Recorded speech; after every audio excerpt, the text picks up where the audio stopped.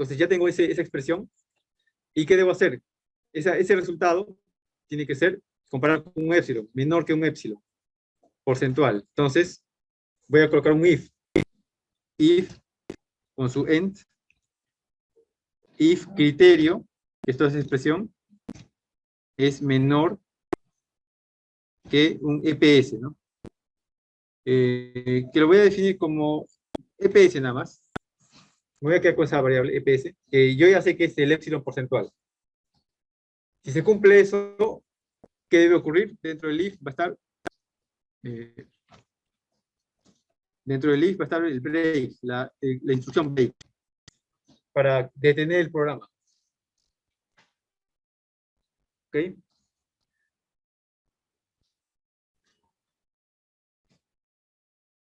Entonces, aquí ya estoy implementando ese criterio. ¿Qué me faltaría definir? EPS y J anterior, ¿no? Entonces, EPS también lo voy a definir arriba, antes del bucle. Después de eta, voy a definir EPS. Épsilon porcentual lo puedo definir también como un input, ¿no? Para ingresar un valor de eta y un valor de EPS. Input. Ingrese el valor de épsilon. ¿Ya? Entonces, ahí voy a escribir ese valor. Me falta definir el J anterior, esta variable J ant. Esta la voy a definir también al inicio, antes del bucle. J ant. Va a ser un valor inicial de J. Un valor inicial de J. Voy a tomar un valor grande para comenzar. 1e a la 5. 1e5. Ese va a ser su valor inicial de J. ¿Ok? Listo. Entonces ya tengo J anterior, EPS, calcule el criterio. Si se cumple el criterio, break, se detiene el programa. ¿Y qué faltaría? Solamente faltaría actualizar este J anterior al final en la última instrucción. Es decir, después de la N, dentro del for, colocamos J anterior igual a J, cada coma 1. Estamos actualizando. ¿Por qué se hace esta actualización? Porque al inicio, en la primera iteración, este J anterior va a tomar el valor inicial que hemos colocado, que era 1e a la 5, ¿no? Pero para la siguiente iteración ya no queremos que tome ese valor inicial, sino el nuevo valor de J. Y el nuevo valor de J se va a guardar en la variable J. Entonces, aquí estamos actualizando. El J anterior va a tomar el valor de J. Y ese valor de J anterior nuevo se va a utilizar en la siguiente iteración y se va a reemplazar aquí. Y así se va a ir iterando, ¿no? Es necesario siempre colocar esa actualización. Listo, eso sería todo. Eso sería todo. Podemos probar el programa. Ejecutamos. Dice, nos pide el valor de eta, punto 1. Ingrese el valor de épsilon porcentual. Por ejemplo, voy a comenzar con un 2% de error. 2. Ya, ahí se ven las iteraciones. Vemos que no han ocurrido las 1000 iteraciones, ¿no? Se ha detenido en una cantidad de 30 iteraciones, tanto para el A, para el B, y para el J también, que es la figura 3. El J, que no se ve bien, le voy a colocar otro color, ya, pero solamente en 30 iteraciones se ha detenido porque ahí se ha cumplido el criterio. Entonces, eso es una forma de detener la iteración, ¿no? Esto lo voy a graficar como color negro, ¿ya? OK. Entonces, ejecuto de nuevo, voy a probar. Ingrese el valor de eta. Seguimos con 0.1. valor de épsilon. Si yo quiero más precisión, voy a colocarle un valor más pequeño de épsilon. Por ejemplo, 0.5%, más preciso. Entonces, ahí tenemos, como le he pedido más precisión, estoy utilizando más iteraciones. Antes eran 30, ahora 36. Y también la convergencia de J. J también ha utilizado 36 iteraciones. ¿Ok? ¿Qué pasaría si no le pido tanta precisión? Que el épsilon porcentual no sea tan pequeño, que sea un valor más grande. Por ejemplo, 5, ¿ya? Ejecutamos de nuevo. Valor de eta, 0.1. Épsilon, 5%. Entonces, no le estoy pidiendo tanta precisión. Vemos que si no le pido tanta precisión, utiliza menos iteraciones, solo 23. Entonces, ya se puede ir, de esa forma se elige un valor adecuado de épsilon, si yo quiero mucha precisión o si quiero poca precisión. Y también eso va a afectar en la cantidad de iteraciones que voy a tener. Por ejemplo, he elegido 5% de error, se puede decir. 5% de error. Entonces, ¿cómo me sale la convergencia de A y B? Vemos que A converge bien, pero el B todavía sigue convergiendo. Este es B. B todavía sigue creciendo, ¿no? No ha terminado de converger bien en esta parte. Entonces, ese es por el 5% de error que le he puesto. Si quiero más precisión, van a ser más etapas de iteración, pero y va a alcanzar un valor más preciso, ¿no? Entonces, eso ya se puede ir probando. Y también el eta, en este caso no lo he cambiado. Para todos los casos he trabajado con 0.1, pero se puede ir probando también. Si yo coloco un valor más grande de eta, ¿qué pasa con las iteraciones? ¿Aumentan o disminuyen? Si pongo un valor bien pequeño de eta, ¿aumentan o disminuyen las iteraciones? Entonces, eso ya va a ser por pruebas. Y algo así se puede preguntar en la práctica, ¿no? Analizar el efecto de eta, ¿no? Si coloco etas valores pequeños o valores grandes, ¿cómo afecta en la cantidad de iteraciones? También, analizar el efecto de épsilon. ¿Cómo afecta en la cantidad de iteraciones? ¿Qué más se puede probar? Los valores iniciales. AN y BN. Si yo coloco estos valores aquí, también puede afectar en la cantidad de iteraciones o no, ¿no? Si aquí coloco, por ejemplo, BN, un valor más grande, menos 10. Entonces, para que converja su valor final, va a requerir más o menos iteraciones. Entonces, ya se puede ir probando. Se puede ir probando. Y sacar conclusiones de todo esto.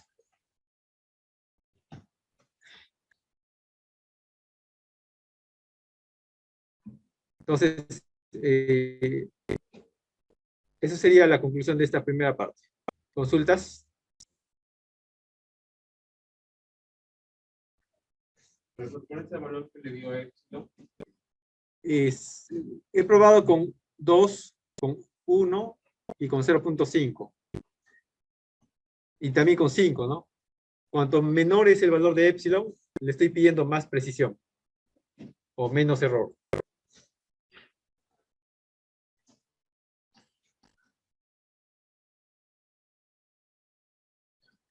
Ok, esto ahora lo voy a compartir en el Canvas, este código, para que ustedes sigan haciendo las pruebas en su casa. Listo, vamos a tomar un break hasta las 8:15. Y de ahí continuamos. En esta sesión vamos a ver las funciones de activación y sus derivadas, que es un tema también bastante importante. Vamos a ver que durante el entrenamiento de una red neuronal se realiza bastante cálculo de derivadas. Entonces vamos a ver cómo deducir eso. El logro de la sesión es conocer las funciones de activación más utilizadas en el entrenamiento de una red neuronal estática y sus derivadas.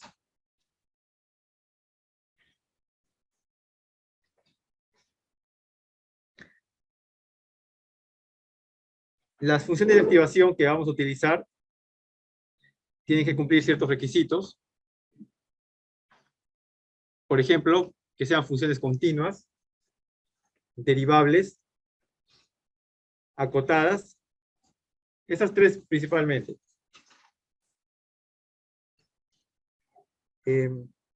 Estas funciones de activación también son conocidas como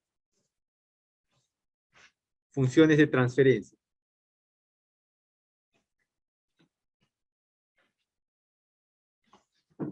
Algunos autores le llaman así, funciones de transferencia.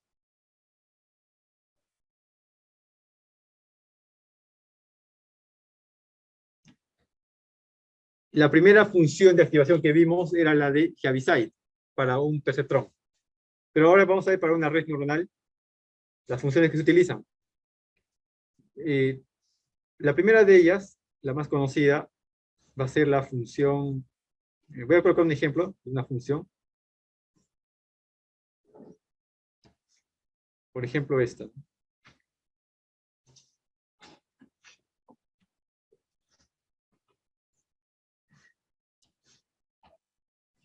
Una función como esta. Van a ser funciones no lineales. Ya, esto en realidad debería ser algo así. Ok. Esa función que he dibujado es una función no lineal que cumple primero que está acotada. Una función que está acotada se refiere a que tiene un límite superior e inferior bien definidos y no se sale de ese límite, ¿no? Por ejemplo, este puede ser el límite 0 y el límite 1. Y la función está entre esos valores. Pero también puede ser otros valores, por ejemplo, 1 y menos 1. Entonces, con eso ya cumplimos este requisito, que la función sea limitada o acotada. Que la función sea continua. Esta función es continua, ¿no? Eso ya en matemáticas ya sabemos la definición de continuidad de una función. Es continua en todos los puntos. Que sea derivable también. Esta función debe ser derivable en todos los puntos. Que sea acotada. Que sea acotada significa que está entre dos valores, pero nunca llega a esos valores. Para este caso, para un tiempo muy grande, que sería este tiempo, se acerca al valor de 1, pero no alcanza el valor de 1. Sería en el tiempo infinito que alcanza el valor de 1. Y lo mismo por acá, ¿no? No alcanza el valor de 0. Es un ejemplo. Entonces, otro requisito que no se menciona aquí es que sean no lineales, ¿no? Como la de aquí, es una función no lineal. Que sean no lineales. Y esta cumple. Una función lineal sería una recta, ¿no? Una función así.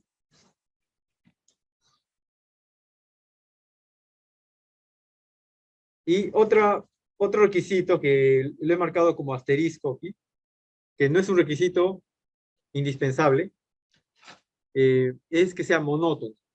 Este requisito se pedía antes, pero ahora ya no es un requisito indispensable para una función de activación.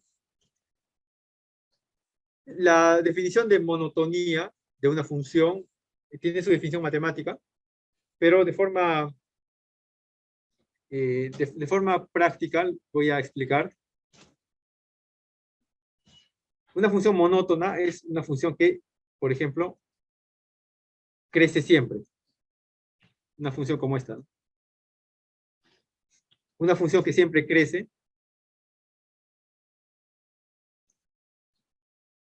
es una función monótona. O también una función que siempre decrece, como esta. siempre decrece, también es una función monótona. Entonces, función monótona es la que siempre crece o siempre decrece. Este requisito se pedía antes para una función de activación. Por ejemplo, esta, ¿no? Esta función que he dibujado aquí se conoce como la función sigmoidea.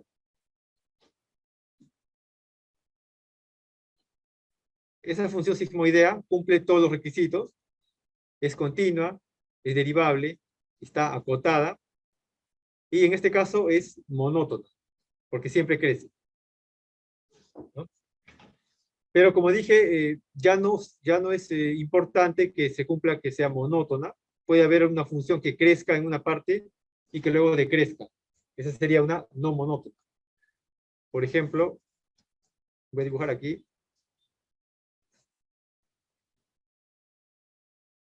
Esta otra función,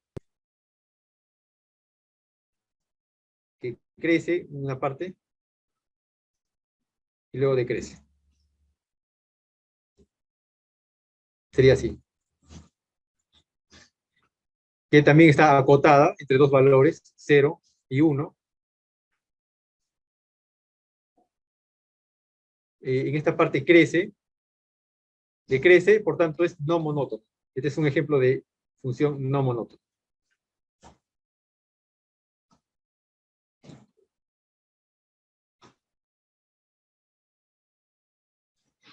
¿Ok? Entonces, como esto ya no es un requisito indispensable, esta función que cumple las otras características, ¿no? Que es no lineal también, que es continua, es derivable en todos los puntos y está acotada, pero es no monótono. Entonces, también se puede considerar como ejemplo de función de activación. Esta función es bastante conocida también, es la gaussiana. La función gaussiana o campana de Gauss.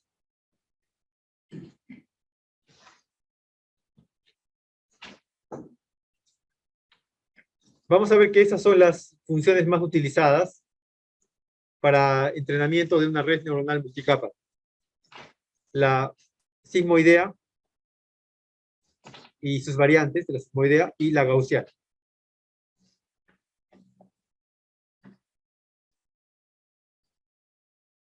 Hemos puesto una característica que sea derivable, que debe cumplir, pero esa derivada debe ser fácil de calcular.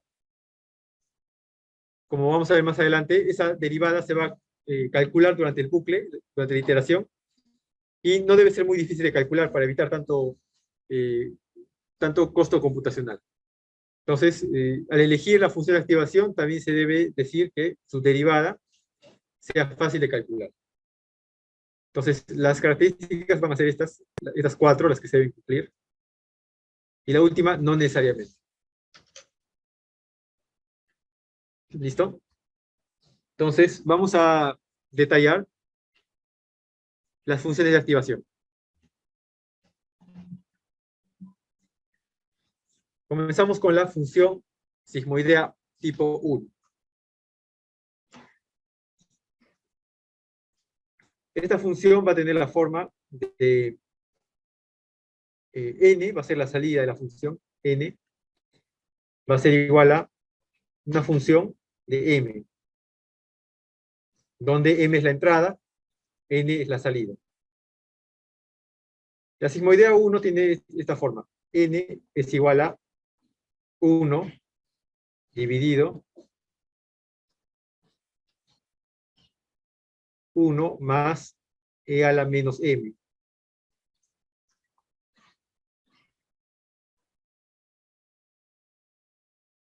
Es la sigmoidea 1. Su gráfica, ¿cómo sería? Va a ser una gráfica, va a estar acotada entre dos valores, para empezar. Va a estar acotada entre dos valores, superior e inferior.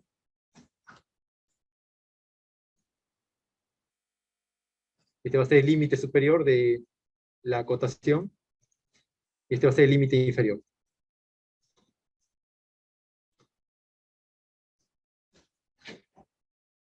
Entonces, esta sigmoidea 1 va a estar acotada entre los valores de 0 y 1. El inferior 0 es superior a 1. Va a tener la forma de sigmoidea que dibujé antes. Va a ser creciente. Va a ser algo así. Creciente. Y acotada.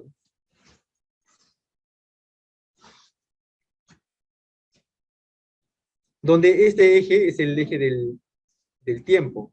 Este eje va a ser en realidad es el eje M.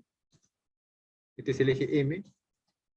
Y esta amplitud es el eje N.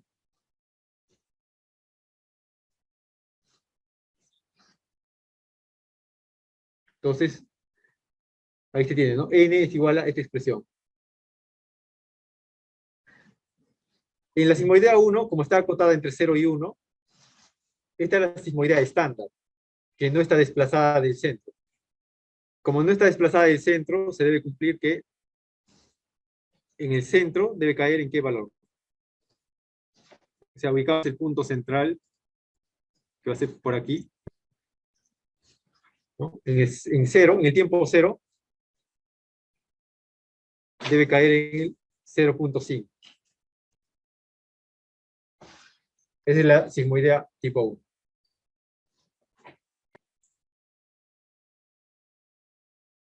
Después vamos a graficar esto en MATLAB y comprobar estos resultados. ¿Listo?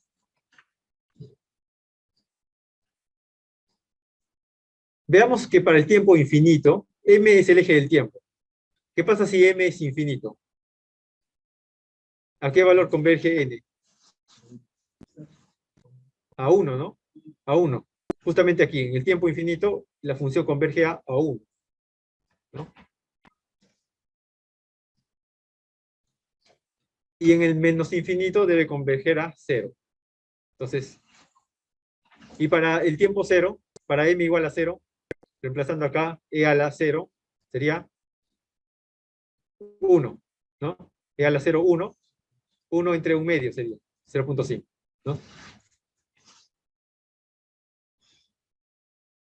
Bien, esa sería la sigmoidea 1. Pasemos a la sigmoidea 2. Que va a ser parecida en realidad. La función va a ser n igual a función de m, donde n es igual a 2, ahora va a ser un poco diferente, 2 dividido 1 más e a la menos m menos 1. Menos, todo eso menos 1.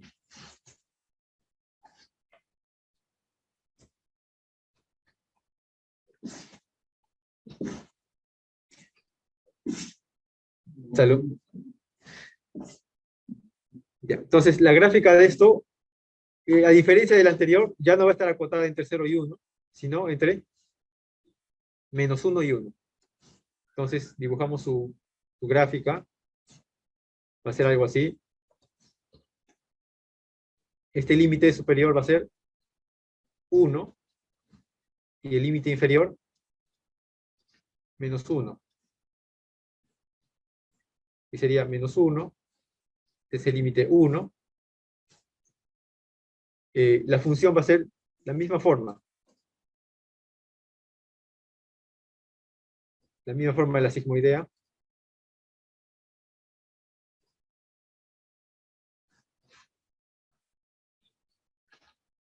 De esa forma. Donde este es el eje de m, es el eje del tiempo. Esto es m. Y este eje es la amplitud de la función, el n. Esto es n.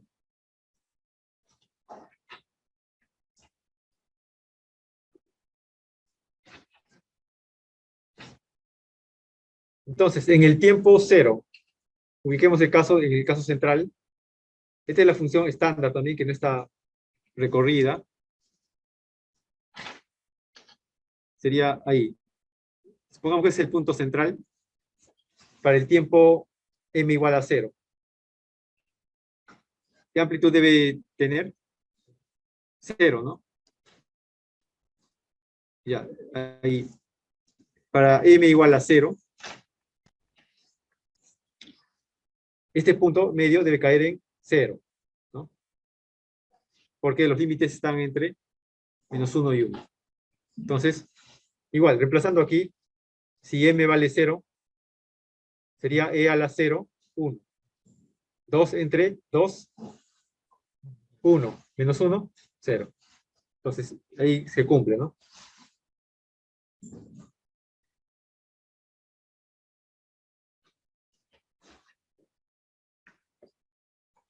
Listo, esa sería la segunda función de activación.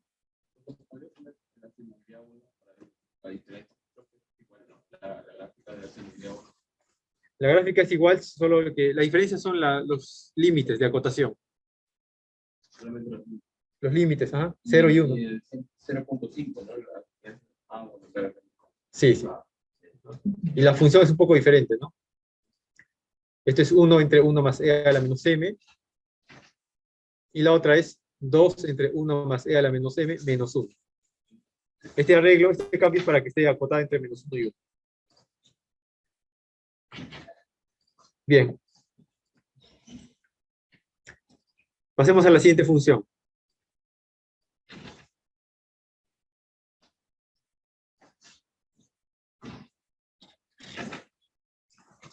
La siguiente va a ser la función gaussiana, que va a tener la forma n igual a función de m. Va a tener la forma n es igual a exponencial de menos m al cuadrado. Va a ser así.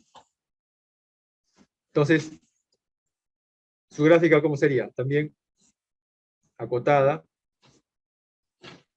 entre dos valores.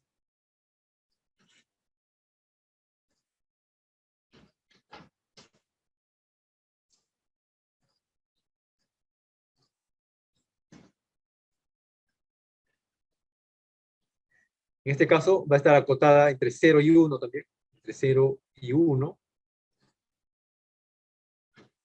Pero va a tener la forma de la campana de Gauss. Va a ser no monótona. Primero creciente. Va a tener esta parte creciente. Va a llegar al límite 1. En este caso sí llega al límite. Y luego, desde ahí decrece, ¿no?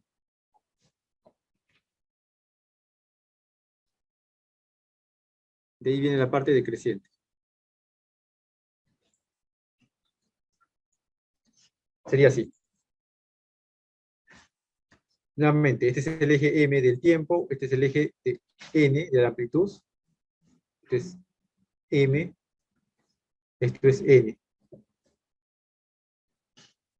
Entonces, para esta función, en el tiempo 0, es decir, en el punto central, ¿cómo sería? En el caso central, justo en el pico de la cima de la campana. Para aquí, m igual a 0. ¿Qué valor debe tomar en amplitud? 1, ¿no? Si reemplazamos aquí m igual a 0,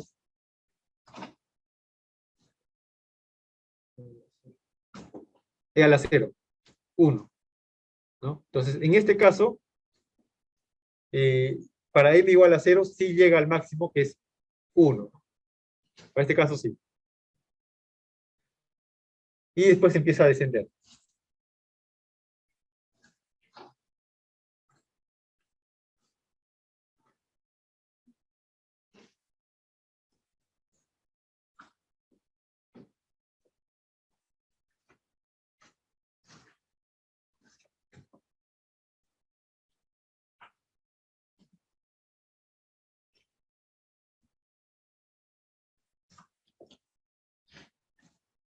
¿Listo? Entonces, con estas tres funciones, principalmente, vamos a trabajar para el entrenamiento de una red neuronal. ¿Por qué funciones no lineales? Mencioné en una clase pasada que la mayoría de problemas que se resuelven con red neuronal son de tipo no lineal. Reconocimiento de caras, reconocimiento de enfermedades, son problemas no lineales. Por eso usamos estas funciones gaussiana, sigmoidea, que son no lineales. Y que aparte cumple con los otros requisitos.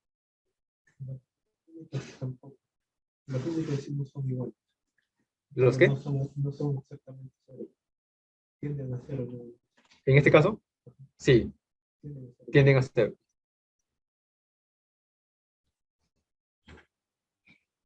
Entonces, vamos a implementar esto en MATLAB después, graficar estas funciones, ¿ya?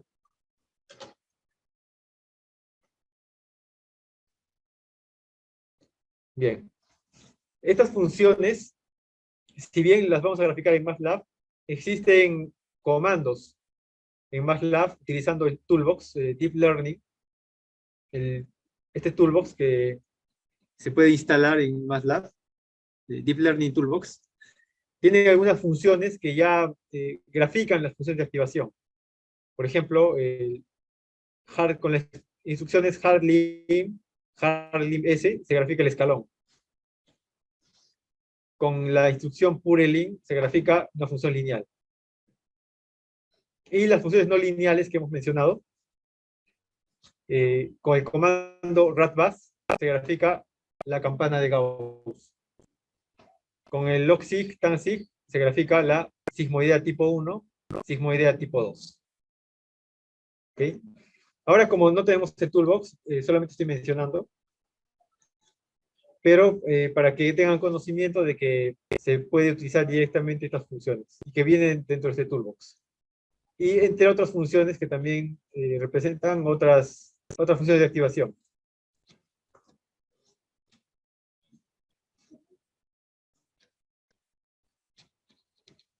Entonces, vayamos al MATLAB a graficar.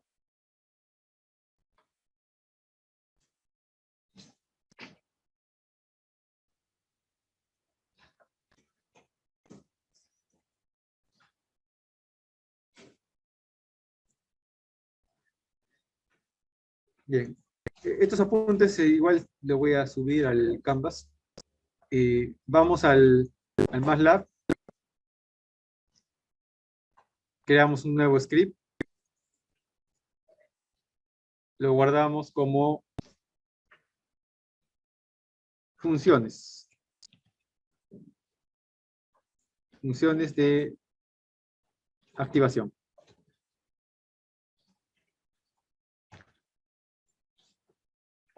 Entonces vamos a graficar eso.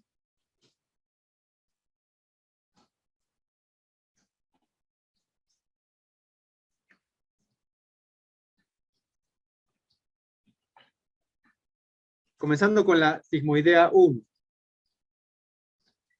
Entonces, siempre colocamos los comandos iniciales. Close all, clear all, CLC. Entonces, graficamos la sigmoidea 1, que era esta función 1 más e a la menos m. Primero definimos m, que va a ser un vector en el tiempo, un conjunto de datos. Definimos m, que va a ser, por ejemplo, desde valores negativos, menos 10, 2 puntos, en pasos de 0.01, por ejemplo, 2 puntos, hasta un valor positivo 10. ¿Ok? Ese es m. Y n, ¿qué cosa era? N es 1 entre 1 más e a la menos m. Es la función. Entonces definimos n es igual a 1 dividido entre 1 más la exponencial, ¿no? Que es con el comando exp, más exp, de paréntesis, menos m, ¿no? Menos m.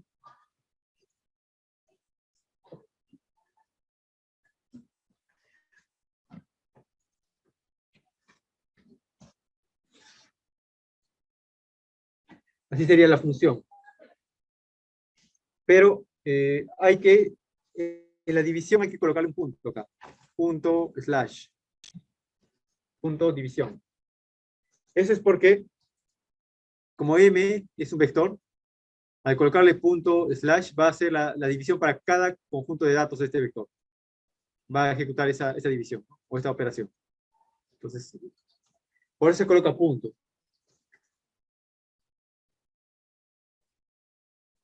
De forma que N va a tener la misma cantidad de datos que M.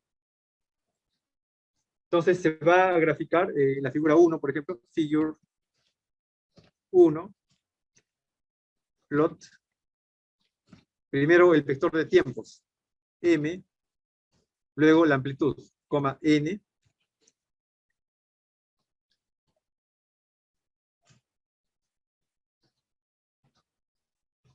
Nada más. Ahí nos va a graficar de color azul por defecto. Graficamos, ejecutamos el script.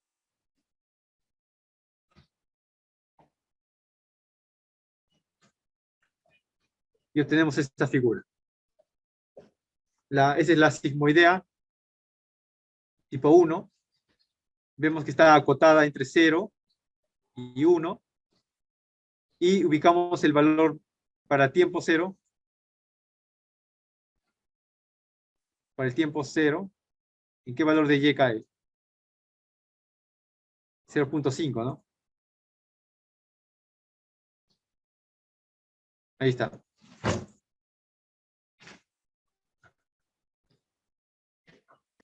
Para x igual a 0, y es 0.5. Entonces, está cumpliendo lo que hemos dicho.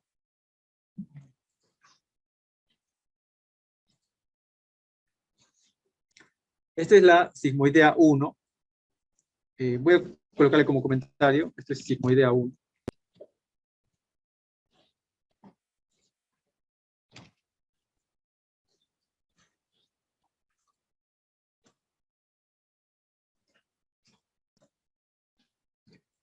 Luego, la sigmoidea 2. Colocamos sigmoidea 2. Para la sigmoidea 2 vamos a utilizar el mismo vector de tiempos, M, que ya hemos generado. Solo vamos a modificar N. ¿Cómo era N para la sigmoidea 2? Esa, ¿no? 2 entre 1 más e a la menos m menos 1. Entonces, eso cambiamos. N igual a 2 dividido, aunque podemos copiar el anterior, ¿no? Podemos copiar para hacerlo más rápido. Aquí sería 2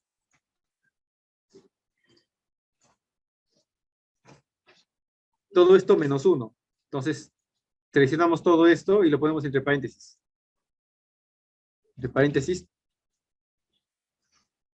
todo esto y menos 1. Para hacerlo en orden. Sería eso.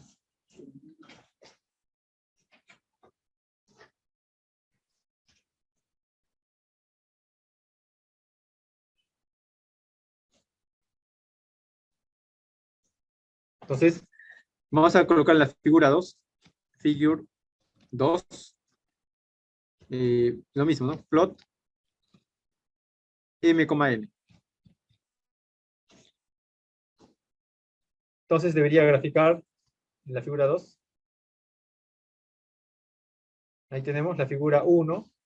Es la sigmoidea 1. La figura 2, la sigmoidea 2. Y vemos en la figura 2 los límites de acotación, desde menos 1 hasta 1, con el valor central para el tiempo 0, y 0, ¿no?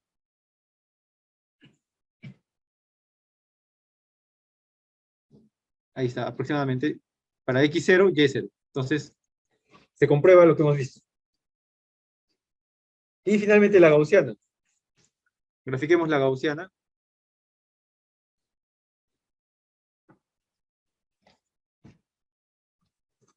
Gaussiana. Ya, para la gaussiana vamos a utilizar otro vector de tiempo más pequeño, que no esté entre menos 10 y 10, sino un rango menor, de entre menos 5 y 5. Entonces definimos otro m. m igual a desde menos 5, 2 puntos en pasos de 0.01 hasta 5. La gaussiana, ¿cómo era la fórmula? E a la menos m al cuadrado. Entonces, definimos n es igual a exponencial exp de menos m al cuadrado. Entre paréntesis debería ir todo eso, ¿no? Menos m al cuadrado. Sería m al cuadrado. ¿Ya? Pero en este caso, similar a la división, hay que colocarle punto en este exponencial. M punto exponencial al cuadrado.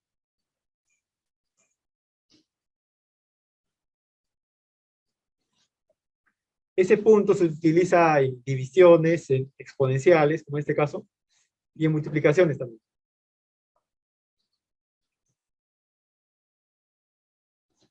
Entonces graficamos. Figura 3. Figure 3. Plot m, n. Plot m, n. Nada más. Ejecutamos todo.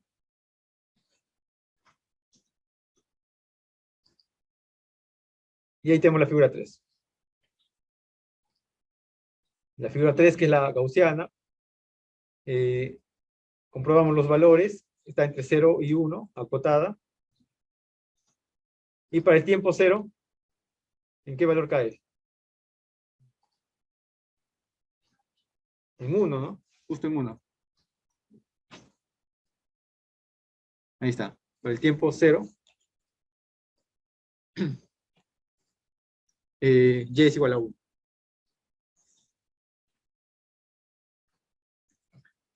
Bien, entonces ya hemos comprobado todas las funciones de activación.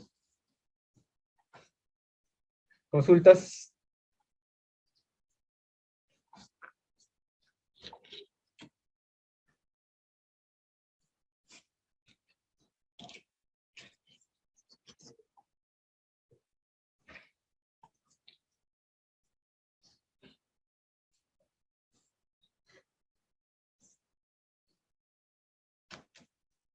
Igual esto se los voy a compartir después en Canvas.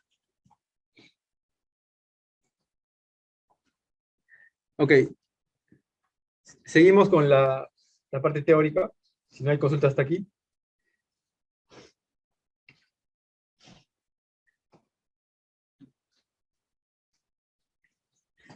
Entonces, ya hemos definido las funciones de activación.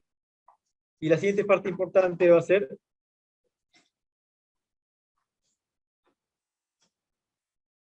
definir las derivadas de las funciones de activación.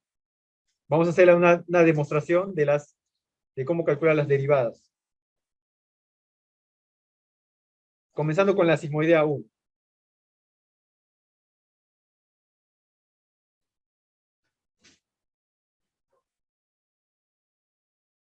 La sigmoidea 1, recordemos, era n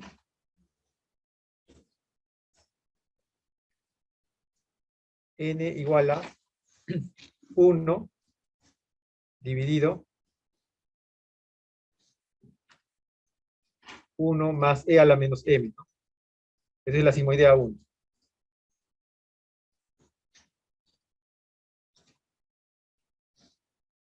Ok. Esto lo vamos a llamar, esto es lo mismo que escribir igual a, n es función de m. Esto es f de m. ¿No? Entonces, lo que queremos calcular es la derivada de la función, es decir, f'. Hay que calcular f' de m, que es lo mismo que la derivada de n respecto de m. Hay que derivar esa función.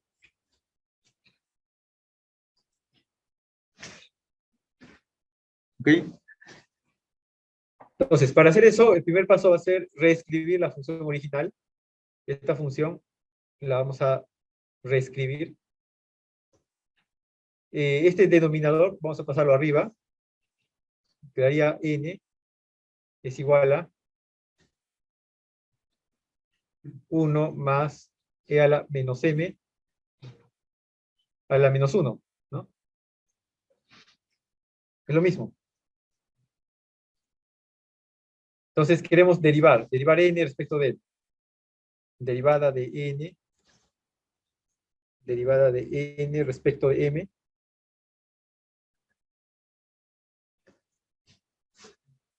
Estamos derivando una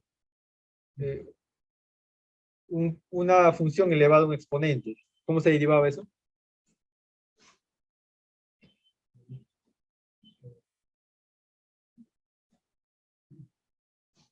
Por ejemplo, la derivada de x cubo, ¿cómo era? Igual a 3x cuadrado, ¿no? 3x cuadrado. El 3 pasa a multiplicar y el exponente se resta 1, ¿no? Entonces, algo así vamos a hacer aquí. Este menos 1 pasa a multiplicar, sería menos 1 por lo que está entre paréntesis se mantiene, 1 más e a la menos m, y el exponente se resta 1, ¿no? Sería menos 1, menos 2. Esto multiplicado por la derivada de lo que está entre paréntesis respecto de m. ¿Cuánto es?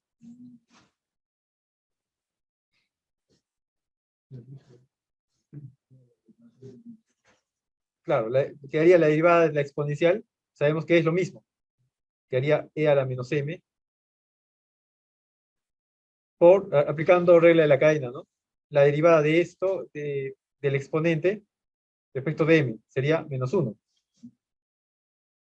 Menos 1. Esa sería la derivada. Entonces, esto lo podemos, se puede simplificar, ¿no? Este menos 1 con este menos 1 se van. Y lo podemos escribir como fracción nuevamente. Derivada de n respecto de m va a ser igual a, este exponencial menos 2 va a pasar como denominador al cuadrado, ¿no? Entonces nos quedaría el numerador e a la menos m. E a la menos m dividido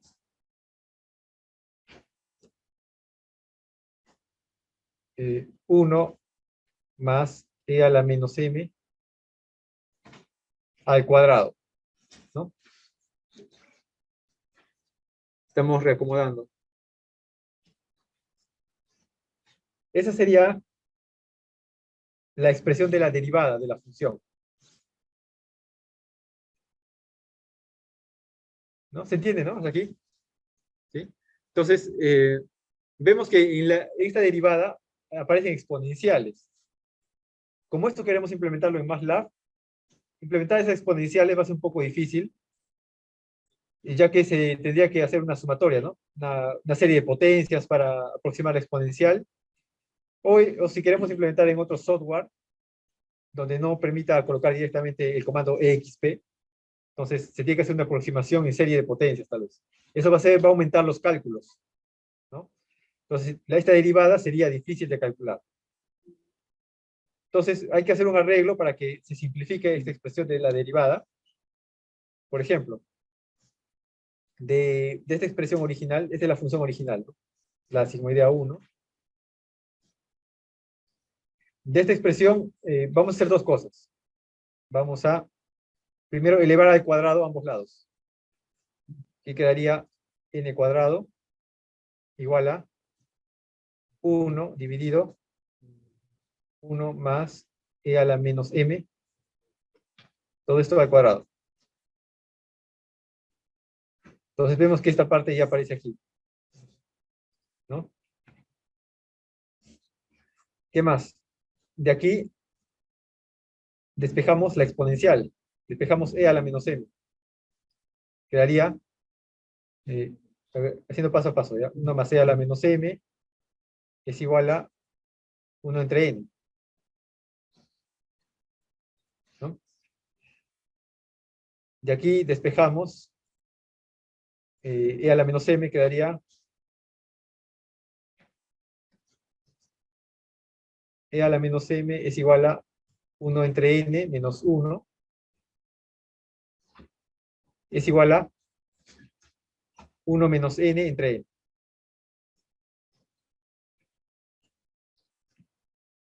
¿Sí, no? 1 menos n entre n. Entonces, eso reemplazamos en esta parte. Esta exponencial, que es este equivalente, lo reemplazamos aquí, e a la menos n. Y esta expresión, en realidad sería que hay un 1, ¿no? En el numerador por 1, sería la misma expresión que esto. Esto es lo mismo que esto. Y reemplazamos por n cuadrado. Entonces, haciendo los reemplazos, ¿qué nos quedaría? Nos va a quedar que e a la menos m, reemplazamos. Es, si no lo voy a escribir aquí arriba. Ya, de aquí, continúa aquí. Que la derivada de n respecto de m es, la exponencial es 1 menos n entre n. ¿No? Y toda la parte en rojo es n cuadrado. Todo esto por n cuadrado. De aquí simplificamos. Nos quedaría 1 menos n por n. Nada más. Entonces vemos que la expresión de la derivada, lo que estaba con exponenciales, se ha simplificado a esta multiplicación. Y esto es más sencillo de implementar en MATLAB. Y es por eso que también mencioné que su derivada sea sencilla de calcular. Es otra justificación porque se utiliza esta sigmoidea. Entonces, la derivada de la sigmoidea tipo 1 va a ser n por 1 menos n, nada más. Esta expresión la vamos a usar mucho más adelante.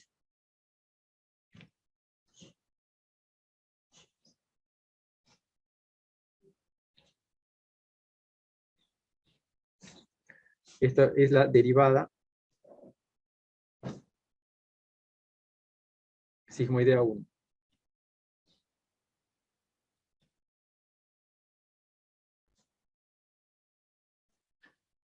¿Ok? ¿Consultas?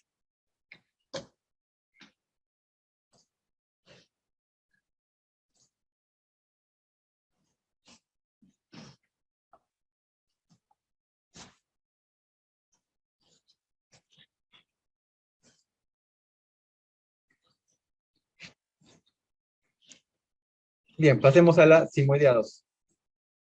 Sí, ¿me puedes explicar la parte después de la derivada? La parte de la e, la menos m, ya, la de abajo. ¿Esto? Sí. Ya, aquí se ha reemplazado e a la menos m, que es esta expresión. 1 menos n entre n, aquí está. Ya. Y toda esa parte que está en rojo, que es 1 entre 1 más e a la menos m al cuadrado, es esto, que es n cuadrado. Entonces aquí está n cuadrado. Ah, ya. Ujú.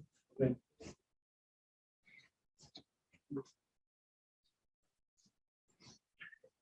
Bien, pasemos a la siguiente derivada. Profesor, y siempre va a ser esa fórmula genérica. O sea, cuando ya uno, ya vamos a utilizar directamente. Claro, sí, directamente esta expresión. Sí. Vamos a ver cuando lleguemos al algoritmo de entrenamiento, todavía no hemos llegado, se va a utilizar esta derivada en el algoritmo.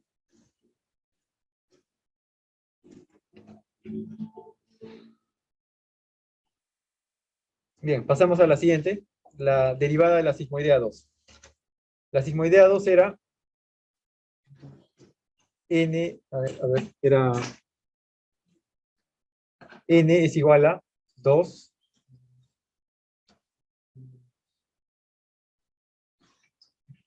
2 dividido entre 1 más e a la menos m, ¿no? 1 e a la menos m menos 1. Esto es la sigmoidea tipo 2. Igual, esto es igual a función de m, ¿no? F de m. Y el objetivo es calcular la derivada, que sería la derivada de n respecto de m es igual a f' de m. Es lo que queremos hallar.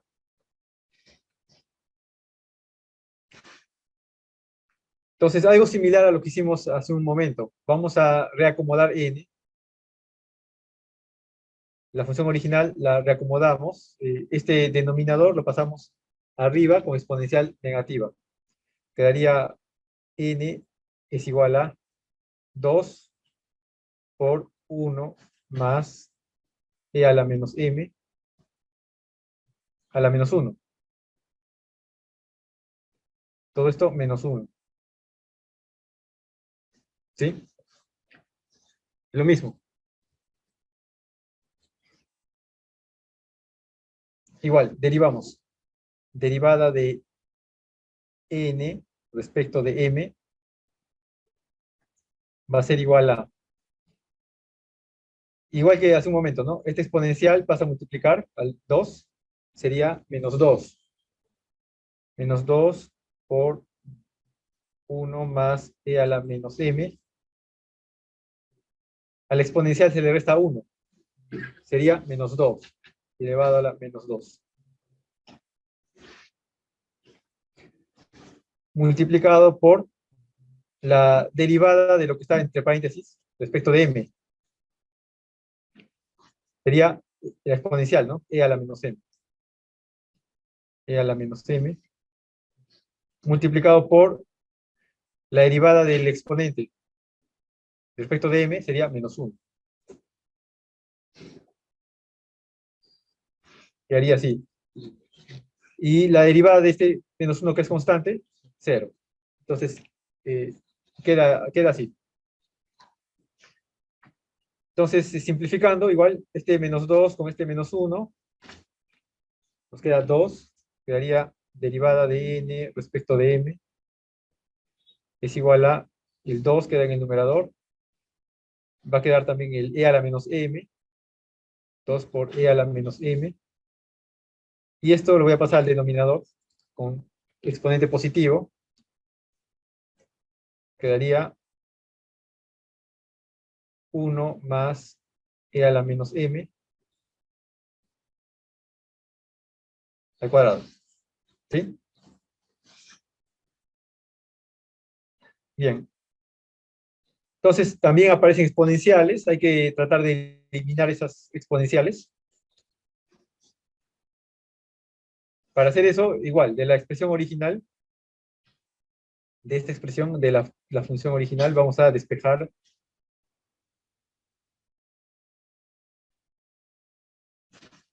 despejamos e a la menos m. De aquí despejamos despejar e a la menos m. ¿Qué nos quedaría? Lo voy a hacer por pasos, ¿ya? Este menos 1 va a pasar sumando, sería n más 1 es igual a 2 entre 1 más e a la menos m.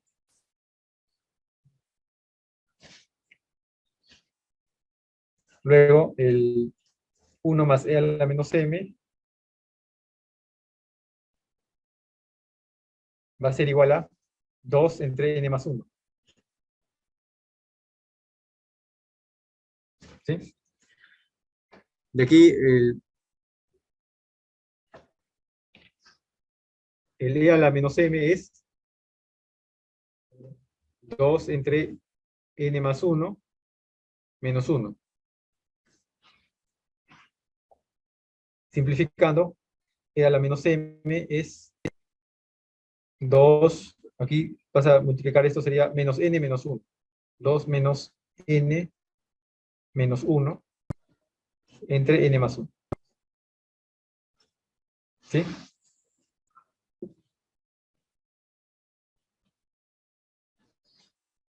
Esto multiplicado con esto, ¿no? Con menos 1. De acá se simplifica, me quedaría 2 menos 1, 1 menos n, 1 menos n en el numerador, dividido entre 1 más n. Listo. Entonces, esa expresión de la exponencial la voy a... Esta expresión la reemplazo aquí. Y la reemplazo aquí.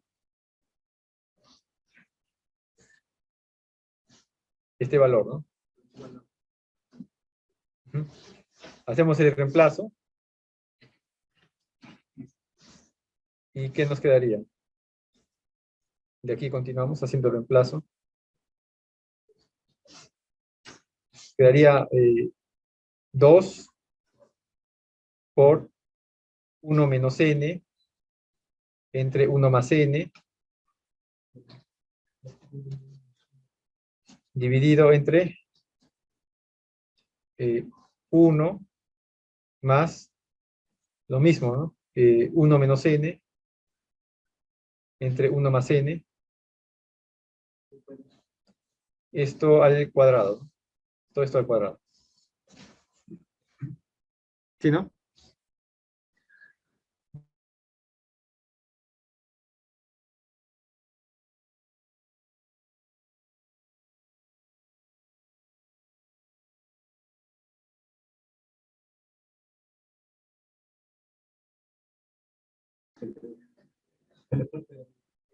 ¿En qué parte? Ahí, Ya. sin al cuadrado. Pero yo no, pero Claro, podría ser elevado al cuadrado. Y 4 sobre n más 1 al cuadrado. Ujú. Claro, puede ser de esta forma también, similar a la simoidea 1, ¿no? Pero toda esta expresión que está entre paréntesis, a ver, un poco más para acá. Ya, entonces, toda esta parte que está entre paréntesis se simplifica a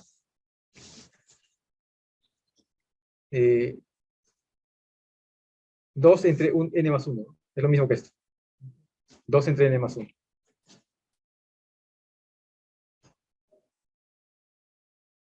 Dos entre n más 1. O 2 entre 1 más n, mejor. 2 entre 1 más n. Bien, entonces, esto elevado al cuadrado nos quedaría,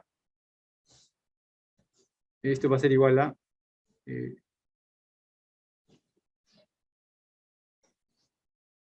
La parte de arriba la voy a copiar.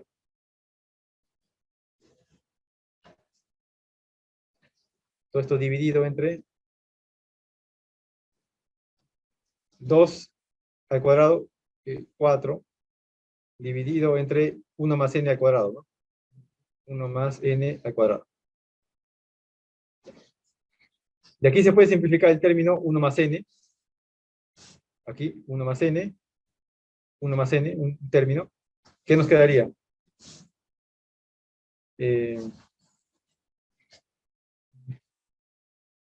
2, este 2 con el 4 también se simplifica, ¿no? El 2 y el 4. Quedaría 1 menos n, dividido.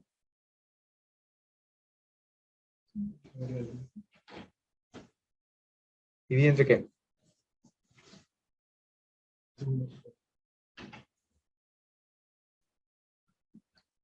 Entre 2 nada más, ¿no? Entre 2. Pero este 1 más n, aplicando medios, extremos, esto va a pasar a multiplicar arriba. Aquí quedaría 1 menos n por 1 más n.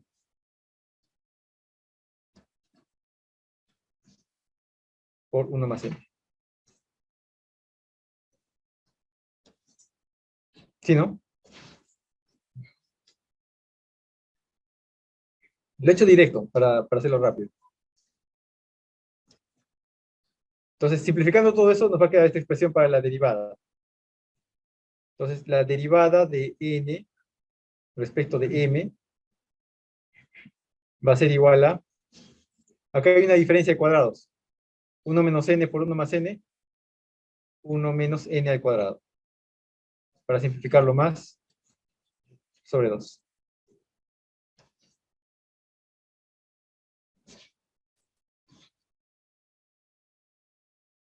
Ya ustedes lo pueden, con más calma, si no han entendido, lo pueden repasar. Pero esa es la expresión final que queda para esta derivada. Entonces también la encerramos porque la vamos a usar después.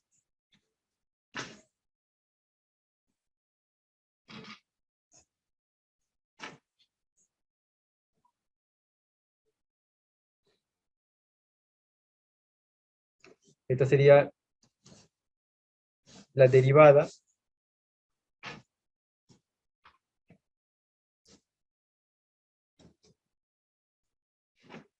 de la sigmoidea 2.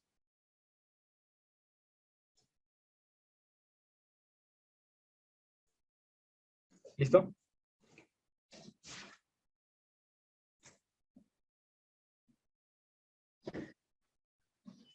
Entonces vemos que también hemos obtenido una expresión simple para la derivada, y por eso también se utiliza bastante esta función de activación. ¿Ok? ¿Consultas?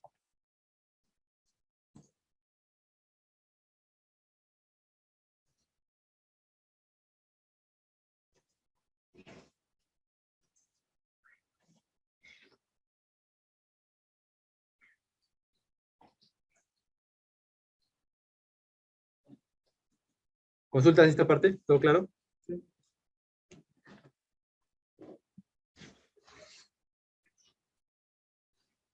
Bien, y ya para terminar, vamos a ver la derivada de la gaussiana.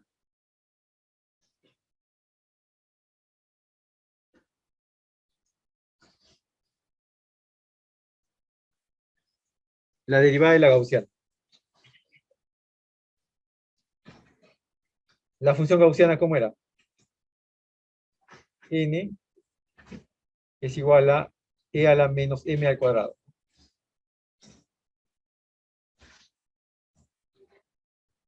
Entonces vamos a derivar una exponencial. Recordemos la regla de derivación de exponencial.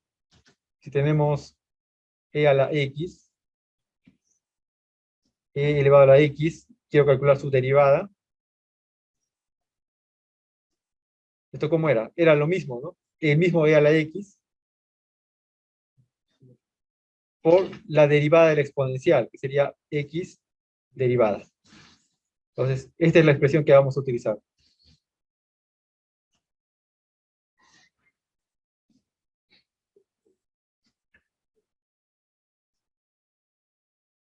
En este caso, la exponencial x es todo esto, ¿no? Todo es el exponente. Esto sería igual a x. ¿Ok? Entonces, vamos a calcular la derivada. Esta es la función f de m, igual, f de m. Y queremos calcular la derivada. Derivada de n respecto de m, que es lo mismo que f' de m. Entonces, aplicando esta regla de derivación, ¿qué cosa vemos? Derivar la exponencial, ¿no? Según la fórmula, colocamos la misma exponencial, e a la x. Sería e a la menos m al cuadrado. E a la menos m al cuadrado. Esto multiplicado por la derivada del exponente. En este caso, el exponente es todo esto, menos m al cuadrado. La derivada de menos m al cuadrado, menos 2m, correcto. Sería menos 2m.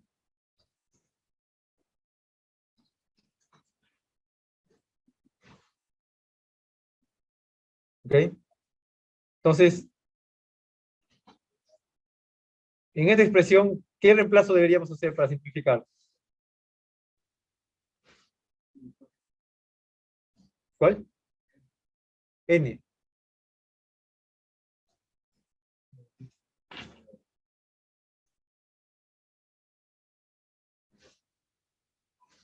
Veamos que este exponencial es exactamente esta, ¿no? Lo mismo, que es N. Entonces, ya la simplificación es más rápida, ¿no? Ya no hay que hacer el despeje ni nada. En este caso es ya directo. Entonces, ese exponencial es N, en realidad. Esto es N, ¿no? Por tanto, la derivada, ¿cómo nos quedaría? Derivada de N respecto de M es menos 2M por N. Que también es una expresión simplificada, sencilla de calcular.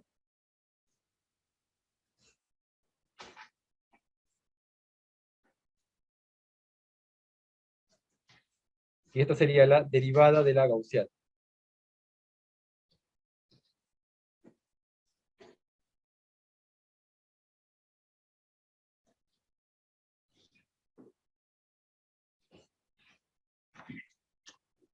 ¿Listo?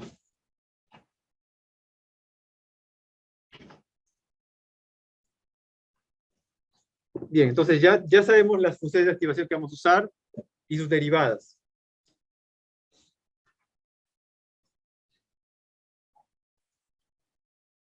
¿Consultas?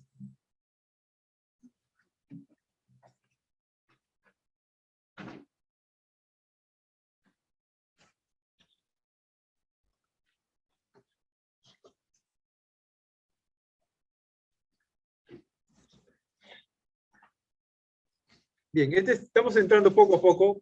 Todavía no hemos visto el algoritmo de entrenamiento, pero necesitamos saber todos estos conceptos primero para aplicar el algoritmo.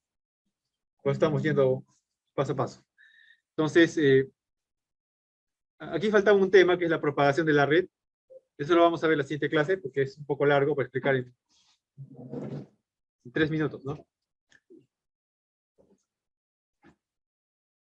Bien, entonces en esta clase hemos visto las funciones de activación más utilizadas. Hemos explicado por qué se utilizan esas funciones de activación, qué requisitos deben cumplir, y hemos visto sus derivadas, ¿no?